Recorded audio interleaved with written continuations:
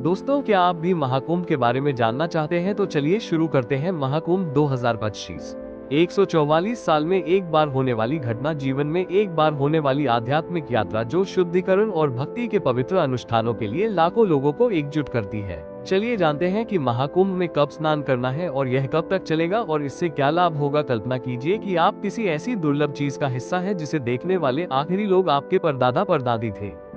प्रयागराज में होने वाला महाकुंभ 2025 सिर्फ एक आयोजन नहीं है, ये जीवन में एक बार होने वाला एक ऐसा नजारा है जो 144 साल बाद ही देखने को मिलता है।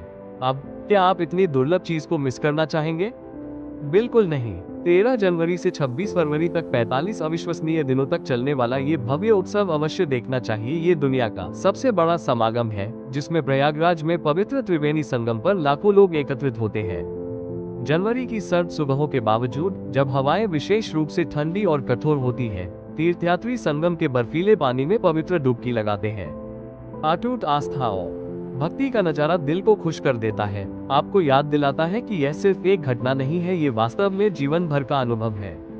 कुंभ मेले की कहानी। ठीक है, सबसे पहले आइए समझते हैं कि कुंभ मेला क्या है।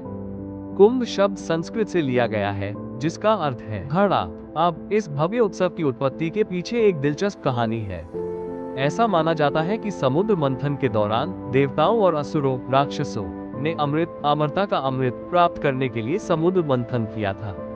इस समय धन्वंतरी, स्वास्थ्य और आयुर्वेद के देवता अमृत का घड़ा लेकर निकले, ये सुनिश्चित करने के लिए कि असुरों को ये घड़ा न मिल जाए। इंद्र के पुत्र जयंत घड़ा लेकर भाग गए।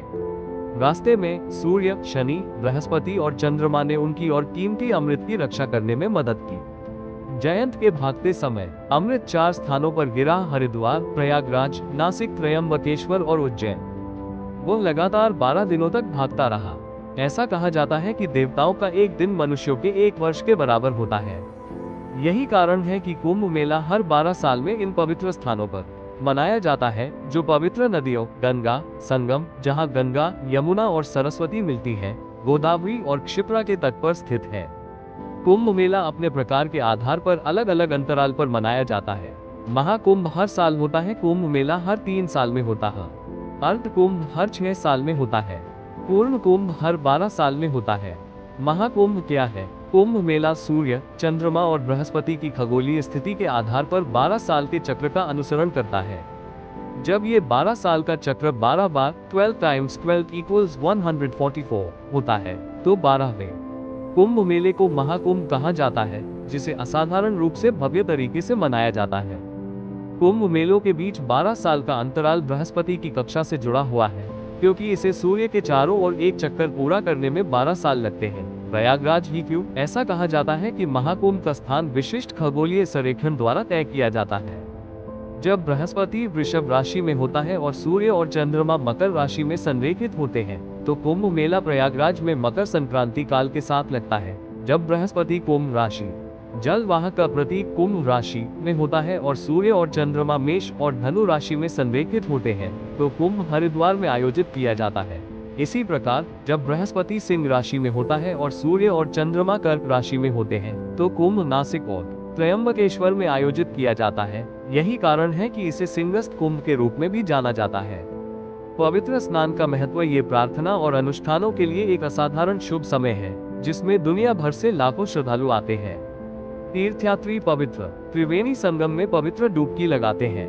शाही स्नान के रूप में जाने जाने वाले इन पवित्र स्नान अनुष्ठानों से आत्मा को शुद्ध करने, पापों को धोने और आध्यात्मिक नवीनीकरण लाने की मान्यता है, जो उन्हें इस आयोजन का सबसे महत्वपूर्ण और विशेष क्षण बनाता है।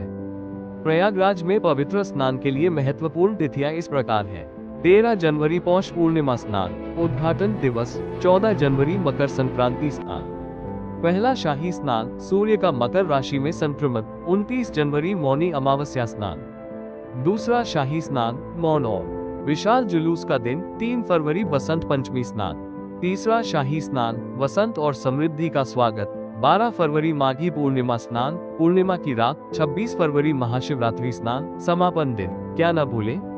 मंत्रमुग्ध कर देने वाली गंगा आरती देखना न भूले, जहां सैकड़ों दीप नदी के किनारों को रोशन करते हैं तथा एक जादुई और आध्यात्मिक वातावरण का निर्माण करते हैं। अघोरी बाबाओं से मिलिए। अगर आप में हिम्मत है क्योंकि वे अपनी रहस्यमयी और अपरंपरागत आध्यात्मिक प्रथाओं के लिए जाने जाते हैं। लेकिन उनके साथ सिर्फ एक बातचीत आपको जीवन, मृत्यु और मुक्ति में उनके अनोखे विश्वासों के बारे में बहुत कुछ सिखाएगी। यहाँ सांस्कृतिक कार्यक्रमों में भाग लें और मेला परिसर में होने वाले लोक संगीत, नृत्य प्रदर्शन और कहानी सुनाने के सत्रों की झलक पाएं। आपको भंडारों, सामुदायिक रसोई में निःशुल्क भोजन अवश्य करना चाहिए तथा भक्तों द्वारा परोसे गए स्वादिष्ट शाकाहारी व्यंजन और स्थानीय व्यंजनों का स्वाद अवश्य लेना चाहिए। यदि आप रुचि रखते हैं तो प्रसिद्ध संतों और गुरुओं द्वारा आयोजित ज्ञानवर्धक वार्ता और सत्संग, आध्यात्मिक समागम में भाग लें। मेले के दौरान लगने वाले व्यस्त बाजारों में पारंपरिक हस्तशिल्प, धार्मिक वस्तुओं और स्मृति चिन्हों की खरीदारी करें। निष्कर्ष, क्या ये सब दिलचस्प नहीं लगता? मेरा मतलब है, आप और कहां लाखों लोगों को एक साथ आते हुए देखेंगे। सभी इतनी गहरी भक्ति से भरे हुए हैं कि पूरा वातावरण सकारात्मकता और दिव्य ऊर्जा के अलावा कुछ भी नहीं बिखेर रहा है। क्या यह आपको वहां जाने और सभी अच्छाई और सकारात्मक ऊर्जा को आत्मसात करने के लिए प्रेरित नहीं करेगा? चाहे आप मोक्ष, मुक्ति की तलाश में हो या सिर्फ एक जिज्ञास यात्री जो इस विशाल आयोजन के जादू को देखना चाहता हो, महाकुंभ 2025 एक ऐसा अनुभव है जो किसी और से अलग है। तो कैलेंडर निकालो, तिथियां चिन्हित करो और प्रयागराज में इतिहास का हिस्सा बनने के लिए तैयार हो जाओ। ये सिर्फ एक यात्रा नहीं है, ये भक्ति, परंपरा और यादें एक अविस्मरणीय अनुभव में एक साथ आ रही है। दोस्तों, आपको हमारा वीडियो कैसा लगा कमेंट में जरूर बताएं और हमारे वीडियो को शेयर करें जैसे कि हर किसी को इसके बारे में जानकारी मिल सके।